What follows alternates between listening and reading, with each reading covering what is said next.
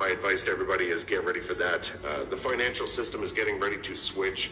All private central bankers have been notified and put on notice that we have to prepare our people for tokenization processes all throughout anything tied to the USD system. So the Federal Reserve, all private central bankers are going to be moving over onto the Ripple network. That's a given. For those of you that are following Q and Q program, the Anon series, you were right on track the entire time. But we know how that's going to work. For those of you that are not and you're operating on the public side, I'll tell you something very clearly right now.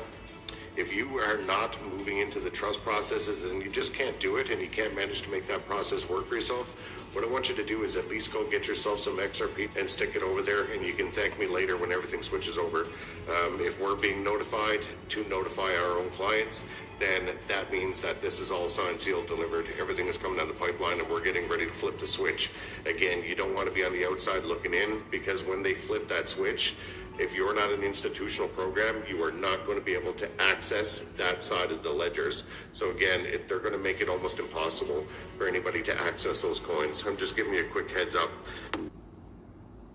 We have some big news right now. Shein and Temu prices are set to skyrocket, so get ready, because Donald Trump recently ended the de minimis exemption, not just for Hong Kong and China, but for every country around the globe, which means now items under $800 coming into the United States of America will be taxed more, essentially. So previously, this de minimis exemption exempted and admitted duty-free goods worth $800 or less into the United States of America. And according to CNN, over the past several days, Donald Trump suspended the global trade loophole, and Temu and Shein actually already began stockpiling a lot of products in the United States and United States warehouses to try to get around this exemption, at least for the short term. But get ready to pay a heck of a lot more money for a number of goods that you buy on these kind of cheaper websites, because they can no longer get this exemption when importing items into the United States of America. So spread the word so more people know.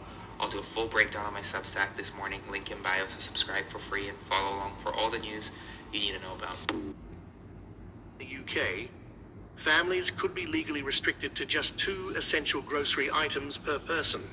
No exceptions. The UK government is preparing to quietly roll out ration-style purchase limits on essential grocery items like rice, pasta, flour, and baby milk, citing supply chain stability. According to leaked internal documents, supermarkets across London, Manchester, and Birmingham have already been told to prepare for rollout in phases. That means no more than 2 units of the same essential item per family. Random ID checks at checkouts. A AI-powered checkout alerts for overbuying patterns. Public reaction, explosive. We're not in wartime. Why are they treating us like we are? This is how control starts. They limit food, then what's next? Retail workers are also protesting, saying they're not trained to enforce such rules.